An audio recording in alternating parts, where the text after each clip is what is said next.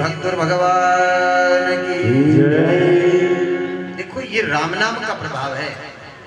राम नाम अति मीठा प्यारे गा करके देख ले, कौन कहते हैं भगवान आते नहीं बुला करके देख ले। कहने वाले ने बड़े सुंदर भाव में लिखा है, राम नाम अति मीठा प्यारे गा करके देख ले, जिसने गाया वो तो समझेगा। कौन कहते हैं भगवान आते नहीं बुला करके देख ले। अरे कौन कहते हैं भगवान आते नहीं बुला करके, जिसने भगवान को बुलाया भगवान उसके लिए आए हैं। कर्मा के लिए आए हैं, नामदेव के लिए आए, मीरा के लिए आए, सूर के लिए आए, सूरदास जी के, तुलसीदास जी के लिए आए, कई भक्तों विठल नाथ जी भगवान के लिए आए। ऐसे कई कथाएं, हजारों लोग हैं आज भी कलयुग में जिनके लिए भगवान आए हैं। केवा को मतलब यो है कि वहाँ अलाव के पास बैठ करके प्रहलाद को राम नाम भक्ति का एक शब्द की चोट लगी। क्या अपनी भाषा में कहा, अपनी मालवी भाषा में शब्द की चोट लगी, एक शब्द की चोट लगी। आखिर भागवत समझ में मत आओ, लेकिन एक शब्द भी समझ में आ जाता है तो जीवन में कल्याण हो जाता है। मेरे बहन भाई, मन में विचार कर लिया और मन में विचार करके घर आया तो पिता ने कहा कि मेरे घर में ऐसी संतान जो बाप का नाम नहीं ले, बाप को बाप नहीं कह रहा है, दूसरे को बाप कहने जा रहा है। खूब तो पीटा, प्रहलाद को मारने लगे। प्रहलाद ने कहा कि पिताजी बेटा आपका हूं, मुझे मार दो, कोई तकलीफ नहीं, लेकिन भगवान आप नहीं हो सकते। भगवान तो एक केवल ऊपर है, जो सारे जगत का पालनहार है, सारे जगत का पालन करने वाला, वही तो परमात्मा है। आप भगवान नहीं हो सकते, मैं सही कह रहा हूं। लेकिन वो पापी मानने को तैयार नहीं था। हिरण्याकश्यप ने कहा ऐसा बेटे की मुझे आवश्यकता नहीं है। दूतों से कहा जाओ मार दो इसको, पहाड़ पर ले जाकर के पृथ्वी में फेंक दो। ऊंची जगह ले गए पहाड़ पर, और जैसे ही बच्चा था वो तो अपनी भक्ति में मस्त, ओम नमो भगवते वासुदेवाय, ओम नमो भगवते वासुदेवाय। पहाड़ पर ले जा करके और तुरंत उसको जा करके नीचे फेंक दिया। लेकिन मेरे प्रभु मेरे नारायण ने फूलों की सेज बनाकर उसको झेल लिया।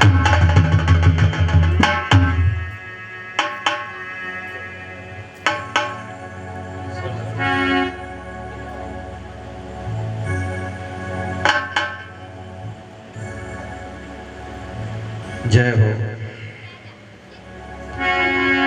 बोले वृंदावन बिहारी लाल की। जैसे ही उसको नीचे फेंका और प्रभु मेरे नारायण ने उसको झेल लिया, फूलों की सेज बन गई महाराज।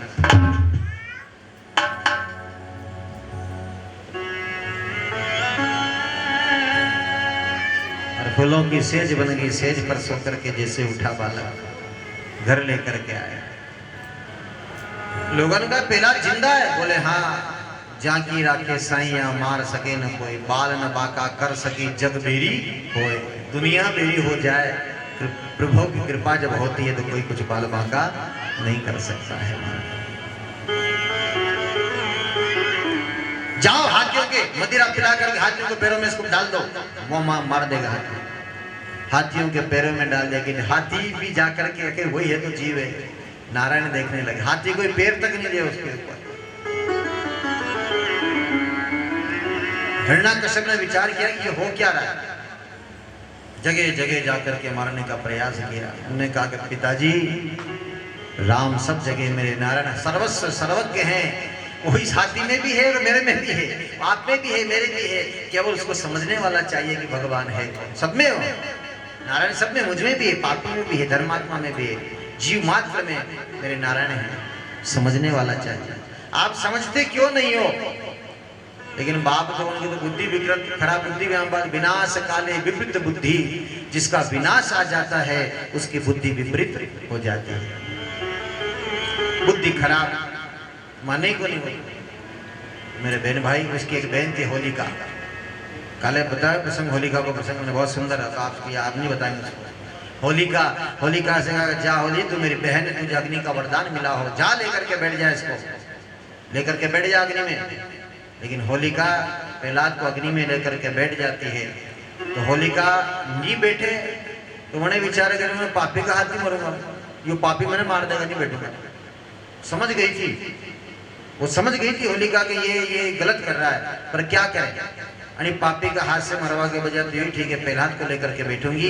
तो प्रहलाद को लेकर के वो अग्नि में बैठती है, लेकिन उसके मन में मात्र भाव आया, मात्र माँ का भाव आया।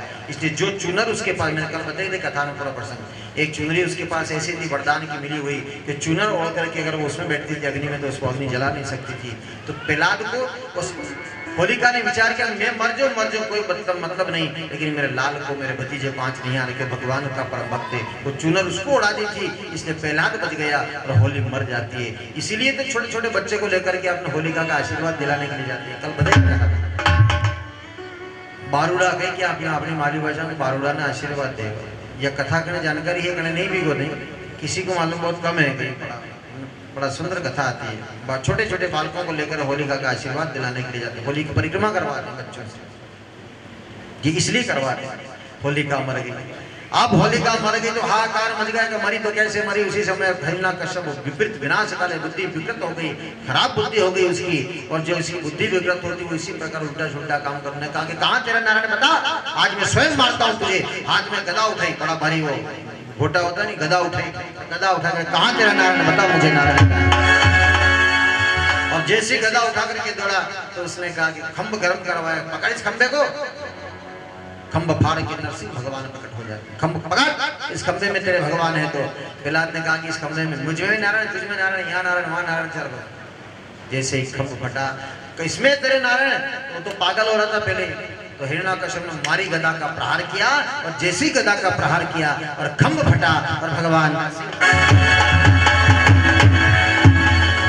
बोले नरसिंह भगवान की,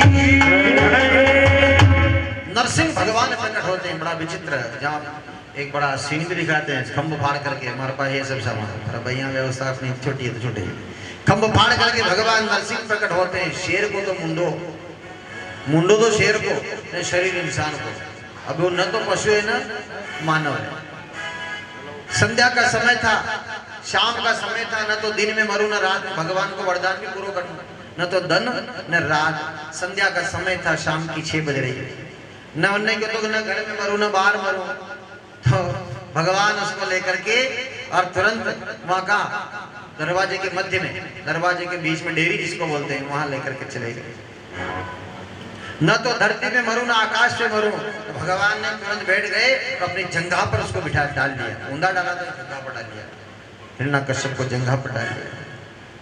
न तो नर से मरूं न नारायण से। भगवान नरसिंह भगवान कहने बोल मैं नर हूं कि नारायण हूं। वो पागल हो रहा हुआ क्या, तुम्हें तो समझ में नहीं आया तू नर है कि नारायण है क्या है, मेरे ये समझ में नहीं। बोल मैं पशु हूं कि मानव हूं, मनुष्य हूं। बोले यही समझ में नहीं आ रहा कि मुंडो तो नारगुण हाथ पुरुष शरीर को, नाखून से भगवान ने उसको जब फाड़ दिया, आंतड़ियां निकाल ली, उसी समय फाड़ करके उसको समाप्त कर दिया। इसको कहते हैं नरसिंह अवतार की कथा। फाड़ दिया, मार दिया, और प्रहलाद को वहां का राज दिया, प्रहलाद को राजा बनाया। हजारों साल तक प्रहलाद ने राज किया और अपना नाम अमर कर जाता है मेरा। यह कथा आती है प्रहलाद। इसलिए हरि से प्रेम करो, और जिसने हरि से प्रेम किया उसका जीवन में आज दिन तक नाम है। आप आज प्रहलाद का नाम लेते हैं, आदर के साथ लेते हैं, सम्मान के साथ। लव कुश ध्रुव प्रहलाद जैसा बच्चा भगवान सबको दे। यूँ थोड़ी कहे हिरण्यकश्यप ने हिरण्याक्ष जैसे माने पर संतान दीजिए, कोई नहीं कहेगी। रावण कंस जैसी संतान कोई नहीं मांगता है, रावण और कंस जैसी संतान कोई नहीं मांगता है। लव कुश ध्रुव प्रहलाद जैसी। मेरे बहन भाई, कथा समझाती है, और कथा यही कहती है कि सत्संग में जाने के बाद यही फायदा होता है इंसान का कि सत्संग में जब जाता है तो भगवान की भगवत चर्चा मिलती है, और भगवान की करुणा के दया के सागर हैं, कृपा के भंडार हैं, और भगवान कैसे भक्तों पर कृपा करते हैं। मेरे बहन भाई, ये कथा समझाती है। कथा कथा होती है। कथा में इधर उधर की बातें करने के बजाय संतों ने कहा कि कथा वक्ता भी वही श्रेष्ठ होता है। इस छोटी बात को, बड़ी बात को छोटे रूप में कह दे। कथा तो बहुत होती है, भागवत कथा 7 दिन तक करते रहे तो पढ़ ही नहीं पाएगा कोई भी आदमी। तो कथा छूटे नहीं, कथा का प्रसंग छूटे नहीं। इधर उधर की बातें सब नहीं होगा, सास ससुर की बातें घर पर सबको मालूम है, हम तो कथा के मान से चलते हैं।